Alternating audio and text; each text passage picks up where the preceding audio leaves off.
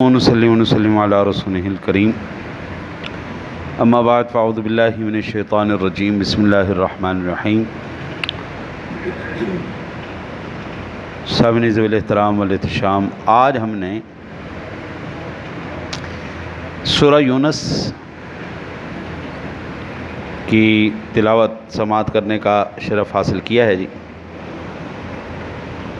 اور یہ ترتیب مصحفی کے اعتبار سے 10ویں نمبر پر آ رہی ہے اور مکی ہے، نسبت کے لحاظ سے 11 رکوع ہیں، 109 آیات ہیں.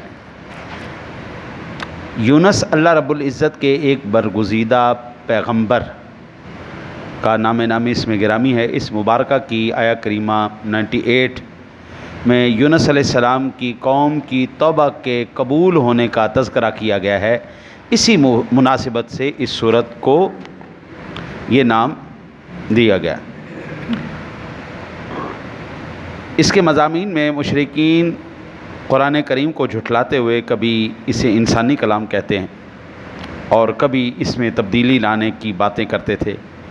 چنانچہ اس سورہ مبارکہ میں قرآن کریم کا تفصیلی تعارف کروایا گیا ہے کہ یہ اللہ کا کلام ہے، مومنوں کے لیے رحمت ہے، کلام برحق ہے. اگر تمہیں اس میں شک ہے تو تم سب مل کر اس جیسی ایک صورت بنا کر دکھا دو. الف لام را، یعنی شروع فرما کے نا جی ارشاد فرمایا کہ ہے تو یہ حروف تہجی نا، جس کے ترتیب سے تم قرآن پاک کو سمجھتے ہو، اور اگر اس کے اندر یہ حروف تہجی ہی ہیں، صرف الفاظ ہی ہیں، تو تم ان جیسے الفاظ بنا کے دکھا دو. اگر تمہارے اندر اتنی قوت اور طاقت اور اتنی حمیت ہے تو تم ان جیسے کلام بنا کے دکھاؤ. لیکن خدا کی قسم 1443 سال گزر چکے ہیں، لیکن آج تک قرآن کا کوئی ثانی. وہ بشار الاسدی نے سرکاری سطح پر ایک قرآن ترتیب دیا تھا. قرآن پاک کے اندر کتنی صورتیں ہیں جی؟ 114. اس کے قرآن میں وہ فرقان الحق کے نام سے اس نے ترتیب دیا تھا. 316 صورتیں، 316 صورتیں. لیکن ایمان سے بتاؤ، اس نے پابندی لگا دی تھی کہ قرآن پاک یہ جو ہم نے ایشو کیا، حکومت نے جو کیا ہے، صرف یہی قرآن پڑھا جائے گا، اس کے علاوہ کوئی قرآن نہیں پڑھا جائے گا. یہ وسیم رضوی جو اب بے ایمان ہو گیا، ہندو ہو گیا، اس نے انڈیا کے اندر دعویٰ کیا تھا کہ قرآن پاک کے اندر 26 ایسی آیتیں ہیں جن آیتوں کو نکال کے باہر پھینک دینا چاہیے کہ ان آیات کی وجہ سے یہ دہشت گردی کا جو ہے وہ بڑھاوا ملتا ہے. اور اللہ رب العالمین نے بجائے اس کے کہ قرآن پاک کے اندر وہ تحریف کرتا، وہ ویسے ہی بے ایمان ہو گیا، ہندو ہو کے وہ پنڈت بن گیا. ان کا قرآن پاک سے جس نے بھی ٹکرانے کی کوشش کی ہے، وہ اقوام سابقہ ہوں یا دور حاضر کی کوئی ہو، ہر ایک بندے کو اللہ وحدہ لا شریک نے ذلیل و رسوا کر کے ختم کر دیا. پھر اللہ کا قانون ہلاکت اقوام یہ ہے کہ وہ پہلے دکھ کے امتحان میں مبتلا کرتا ہے، پھر سکھ کے امتحان میں مبتلا کرتا ہے. ظالم اور مکار لوگ دونوں امتحانوں میں ناکام ہو جاتے ہیں. دکھ میں بے صبری کر کے، سکھ میں ناشکری کر کے، یہ دونوں میں ناکام. اور ایمان والا کیا ہے؟ وہ سکھ میں بھی اللہ کا شکر ادا کرتا ہے اور دکھ میں بھی اللہ کا شکر ادا کرتا ہے. اور پھر اللہ تعالیٰ اپنی تدبیر چلاتا ہے، اس کے فرشتے ان کے مکر و فریب کو ان کے اعمال ناموں میں درج کرتے رہتے ہیں. کرامن کاتبین یعلمون ما تفعلون.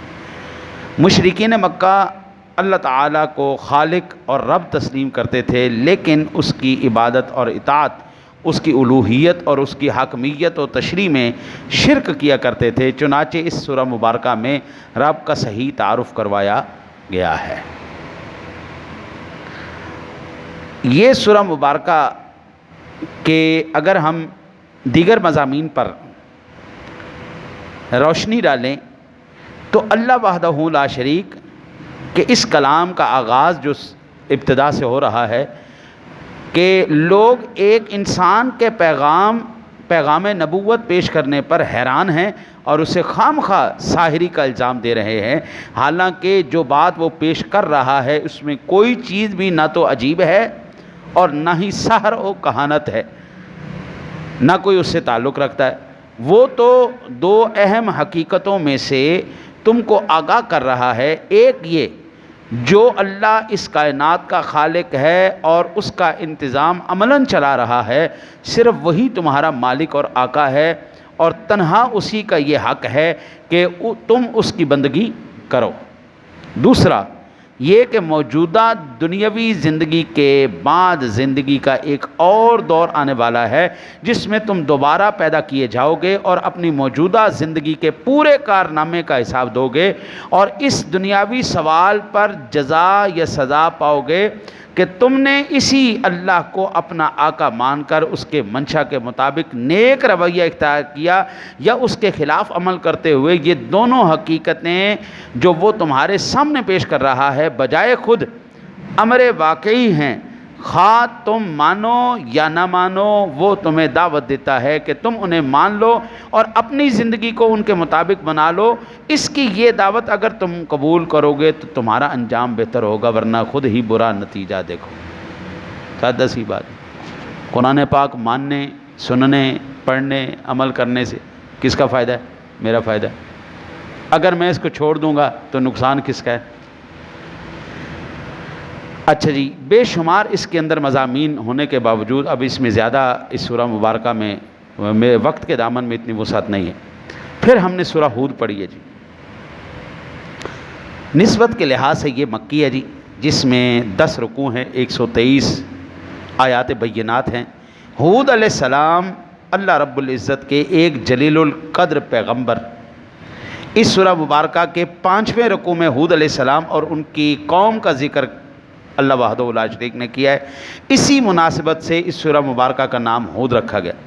مکی زندگی کے آخری سالوں میں جب کفار مکہ نے حضور نبی اکرم صلی اللہ علیہ وسلم کو تکلیف پہنچائی اور آپ کو تبلیغ کرنے سے روکا تو اللہ وحدہ لا شریک نے یہ سورہ مبارکہ نازل فرمائی۔ اللہ تعالیٰ نے دلائل کے ذریعے کفار اور مشرکین کے نظریات، ان کی تردید کے بعد اقوام اور جو اقوام گزشتہ قوم نوح، قوم عاد، قوم سمود، قوم لوط، قوم شعیب، قوم فرعون کے واقعات بیان کر کے یہ بات واضح کی ہے کہ انسانوں کے 2 گروہ ہیں۔ ایک گروہ وہ جس کی زندگی اور جد و جہد و عمل کا ہدف صرف دنیا ہے اور وہ ہر وقت اسی کو زیادہ سے زیادہ آرام دہ بنانے میں لگا رہتا ہے۔